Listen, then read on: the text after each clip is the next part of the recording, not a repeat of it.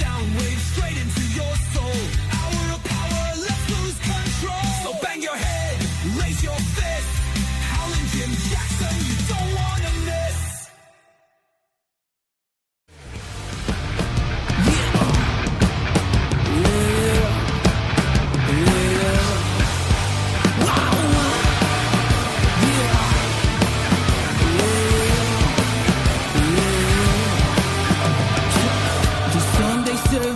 I need more anointment. This pain goes deeper than flesh. Yeah, I'm wishing crazy, lazy and busy. I'm working all just to rest. I need money, it's all that I see. Bandito Radio 112 FM is breaking boundaries, baby. We're blazing brand new trails. Welcome to the premiere of Custom Cuts and Conversations. This is the segment where riffs meet revelations and music merges with meaning, baby. This isn't just about playing your outlaw favorites or another full clip of fully loaded rock and rebel arousals. This is about peeling back the layers, diving deep into the dreams, and lighting up the lives of the artists who fuel the fire here at Bandito Radio. Here, we don't just spin records. We just don't have prolific podcasts. We spark stories, baby. We don't just drop anthems. We dig into the sweat, the struggle, and the soul behind every note. From high-fidelity stereo bangers to underground jams. From the stage lights to the late-night strut. You'll hear it all straight from the source, baby. To all you creative collectors, all you fearless photographers, and all you maverick music lovers. This is your sanctuary, because you know we're not just a station, baby. We are a vibe. We are for the culture. We are your home for the restless and creative. I am Howlin Jim Jaxon. I am your maestro of mayhem, and I will be your guide through this wild soundscape of stories and sounds. So lean in, turn it up, and let's set the stage where passion meets rebellion. This is Custom Cuts and Conversations, only on 112 FM Bandito Radio. So let's kick this thing off right, shall we? Let's welcome to Custom Cuts and Conversations our first artist spotlight from a band who's been a highlight here on Bandito Radio. This group from Southern California delivers a sonic gut-punching featuring fast riffs, filthy grooves, and vocals that howl with raw, unfiltered power, baby. Ow! Not only is their music featured here on Bandito Radio, but they've got some amazing in-house made videos on Instagram and YouTube with some super creative toy crossovers where each member is a unique action figure, and their band merch is just as original. Please welcome to Bandito Radio, Marc, a.k.a. Aussie88, a.k.a. 88 Figs, from Pharo and the New Creatures. Welcome, Marc. What's up? Good to have you here, baby. Welcome to Bandito Radio, Custom Cuts and Conversations. How are you doing today, my friend? I'm good, man. I'm good. How are you? Good. So for those out there that are just discovering Pharo on Bandito Radio, how would you describe the energy and the attitude behind Pharo and the New Creatures? Very motivational. It's the way my brother, the vocalist, describes it is like we want to be the extra shot of coffee in your morning routine to kind of like help take on the day. Love it, baby. Love it. Yeah. Your sound is described as a sonic gut punch with fast riffs and filthy grooves. Who or what shaped that style for you, either independently or as a band? What are some of your biggest influences? The sound came from me kind of bringing in like a psychedelic punk flavor, and then my brother bringing in more of like pop and hip hop elements. So we're just trying to like mesh as many genres as possible that we're into. Bands like Blood Brothers, Mars Volta, a little bit of Blink-182, maybe some Kanye West, some Pharrell Williams and NERD. So just a mix of genres of everything that we grew up loving. Love the mix. Love it, baby. And people are loving it on Bandito Radio. Nice. So when you guys are writing your music, what comes first? The riff, the groove, the vocals? Lay it down for me.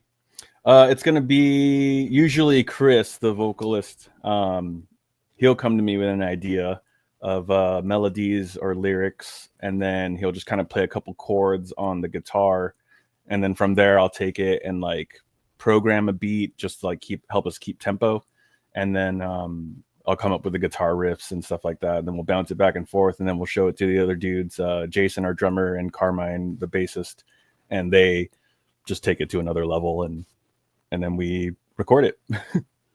How long you guys been playing together? This group specifically, this lineup, we formed it back in like 2019, and then 2020 we got hit with quarantine and COVID, so nothing happened. And then 2021 we started like learning the songs and putting together a set list, and then 2023 was our first show. Where was that? This was in Long Beach at a spot called Que Sera. Nice. Yeah.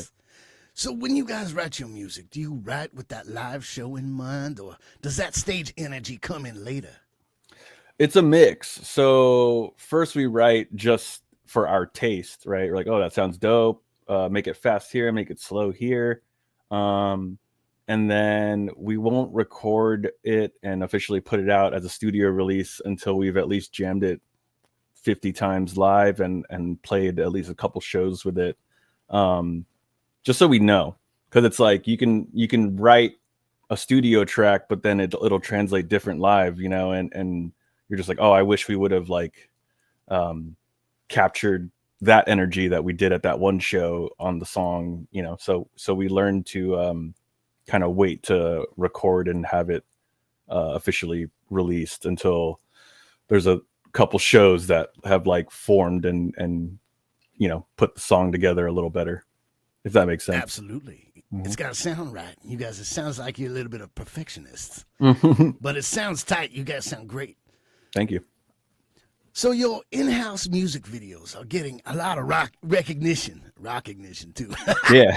How important is that visual side of your art to the band's overall identity as Con Pharo? It's more of I guess it's one of those things where like we're watching all these other bands and how they're doing their rollouts with their releases, and my brother was saying that like I think it's important, or he thinks it's important to have a visual with each release that we do. So instead of putting out an album, the way I kind of look at it and attack it is like the MCU movies, the Marvel movies. The album is essentially going to be our Avengers movie, but all the singles leading up to it is just the single backstory of each action superhero leading up. So it's important that each song gets like the love and attention that it needs. Since we're DIY, we don't have any backing or anything, so it's like we build it brick by brick. You know. Well, speaking of DIY, your videos are amazing, very unique. Thank you. And in fact, I was reading that Scumbag, your song and video, has been nominated for the Inland Film Fest. Yeah. Is that correct? Yeah. Our drummer is he's a big like horror fan, so he does like little mini indie films on the side and some acting as well. Oh, go ahead. Oh, I was just going to ask about the inspiration behind that video. Oh, yeah. Sounds like you're about to go into that. Yeah. So he suggested that I like started sending our videos out to these indie film fests, and I was thinking like, oh, it's not artsy enough, but we're getting responses and we're getting nominated. So I was like, oh, that's kind of cool. But the backstory of that video, we were trying to come up with an idea for just like a simple video to throw together real quick. And my old job that I got let go from, they had a puppet that they were throwing away. And so at the time I didn't think music video, but I was like, no, this puppet's dope. It's orange and I don't know, it looks like it needs to be a part of something dope. So I took it from the trash, took it home, cleaned it up, and it's been sitting in the studio room. And then when we were... Is that the infamous Scummy? Yeah. Yeah, he's chilling on the couch right now. And the idea of the video was basically, I guess, like, for me, the metaphor is me tossing out the old job kind of like they were being douchey. I love it. I love it. Yeah. So it's one of those, if you know, you know, but I also don't want to burn bridges with that company. I get it, baby. Well, your other one, AOAS, is also a finalist at the Seoul International Film Festival. Yeah. For Best AI Music Video. Tell us about that one. Yeah, crazy, right? I don't know. I didn't even think there would be recognition for AI videos because it's such a controversial topic right now, right? But again, my drummer in the band, we're very motivational to each other. So he was like, yo, you made the toys, you shot the photos, all you did was tell the AI program to like make it walk. So it's half and half, you know? And so the inspo behind that one was more so we sat and were discussing what we wanted to do for the music video. And since I am unemployed, I had all this time to like create stuff while the boys are working their full-time jobs. So I was like, well, how about I make a music video with action figures and you know, kind of like bring in my realm of 88 Figs into the band, since people are like slowly like checking out the music via the 88 Figs page. And so it was a cool marriage of the two. Can you explain or give us a little bit of a backstory on each one of these characters and how it lines up with the personalities in the band? Yeah. So Carmine is our bassist. He's the one that's wearing the sailor cap and like missing an eyeball, or his eyeball's like drooping out. So the folklore was I just like made it up on the spot, you know? And he's basically like a scientist that got into a nice little love affair with a gypsy lady, and that went bad. So she cursed him, and his body is like essentially falling apart. But he figured out that if he uses low tones bass, it'll help like keep his body together. Keep it together, baby. Yeah. So he literally has to survive off of rock and roll. Nice. Saying it out loud is so ridiculous. It's all about the story, baby. Right. And then so obviously in the music video, the figure that I used is Lady Death, right? But you know, if we wanted to like brush aside all trademark stuff, like that's the gypsy lady. She's coming for him. So I'm slowly like introducing the lore and the backstories of each toy visual that, you know, that we'll put together. Pharo, my brother, the singer, half metal face, Terminator looking dude. His whole backstory is he's a marksman that was like working for, you know, space galactic government or whatever, and he got framed for an assassination attempt on this powerful leader by a shadowy regiment. And so he was on the run. He was being hunted down by the space galactic empire. Not Star Wars, but you know. And they shot him down. Yeah, they shot him down. His spaceship crash landed on Earth. Scientists found him. They tried to rebuild him, but all the metal and the weapons and all that stuff had like molded to his body. So now he's just kind of like a android cyborg dude that's looking for revenge. And then Jaxon, our drummer, he's got the worms coming out. Yeah, he's got worms coming out of his face. His whole backstory is an inside joke amongst the friends. We like to call him Daddy Longlegs because he's just got the longest freaking legs in human history. Good for a drummer. Yeah, great for a drummer. So I played off that idea, and I wanted him to be more of like an arachnid mix of like octopus and like these creatures or whatever, because he likes horror too. So I wanted to incorporate that.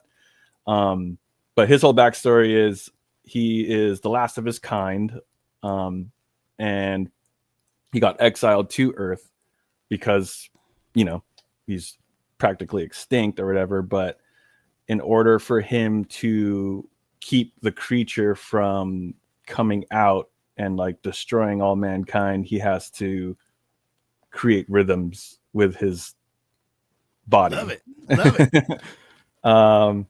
And then me, the last character, Ozzy, basically kind of like a sentient or like a fifth dimensional spirit being that was obsessed with third eye. Yeah, with like that was obsessed with like earth culture and earth beings and what it's like to be human.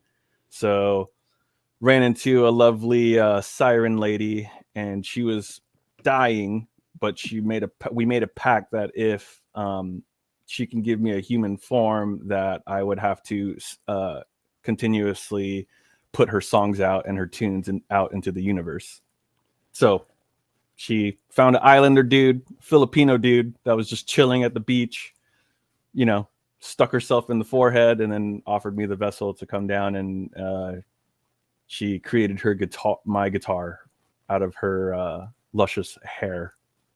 This whole thing could be a comic book, baby. Yeah. We love the story. It's all about the story. Yeah, Everything's got to have a story. That's amazing. I saw that you guys have your music and merch available on Apple Music and your merch through Instagram. How important is that direct-to-fan connection with you? It's important because first, we don't have to deal with fees using the third-party websites. And it's that direct connection to the person that's buying it, right? Like the gratefulness is there. The like, hey, you know, hit me up if there's any issues. And I think it's important to, have that level, not have like a shield or a third party company involved. So, I mean, obviously, with the trajectory of our goals, it'll eventually turn into like going off a website and buying off of it. But right now, I think it's very fun to like talk to people and, you know, ask them about. The beauty of being independent is you get to have that one-on-one with all your customers. There you go. And all your fans. So if someone does buy their very first piece of Pharo and the New Creatures merch, which item would you recommend they get first that best represents the band? I mean, really, it's your choice, right? Like the keychains that I've been making are made to order. Because at first I printed out like 50 of them, but those are all gone now, and I didn't want to. Yeah, I didn't want. Yeah, really cool. Super grateful about that. But I didn't want to just keep inventory, so it's made to order on those. And then the t-shirts, we have a handful left that we're trying to move to, but we need to play shows to do that. Absolutely. But speaking of show, go ahead. No, yeah. But recommendation, pretty much up to whatever floats your boat. You know, if you like rocking band tees, rock the band tee because it has our faces plastered all over it. Beautiful. Get those mugs. What is the wildest or most memorable fan reaction that you've had so far, or a crazy live situation?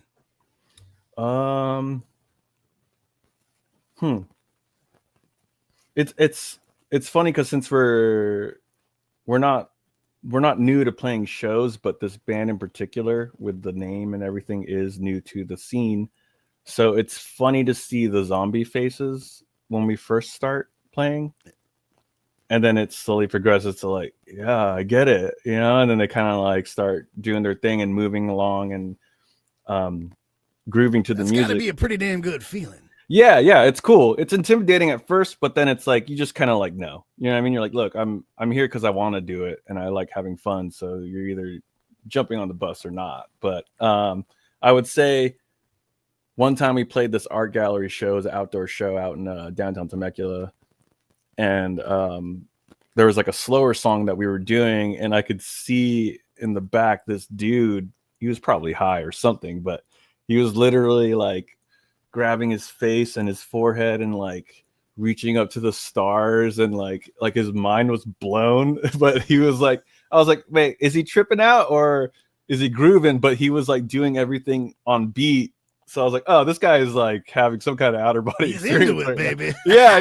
And then you see like the people around him slowly, like they were weirded out, but then they slowly like joined in and kind of like head bobbed and everything. So it's kind of cool. We all feel that art in our own way, baby. Yeah. It was that guy. Well, I have no idea who that guy is, but he stuck out. So, as far as Pharo, what is the next chapter? Are there new singles coming, new album, maybe a tour on the horizon? Oh yeah. So right now I just got back two master demos from our recording engineer, Vibrant Audio. So we sent out the notes back to like finalize it, little tweaks here and there, like, oh, get this snare hit louder. I want this bass to like be nasty type stuff. More cowbell. yeah, more cowbell. I know, right? I've been telling my drummer, like, hey, we need to get some cowbell going.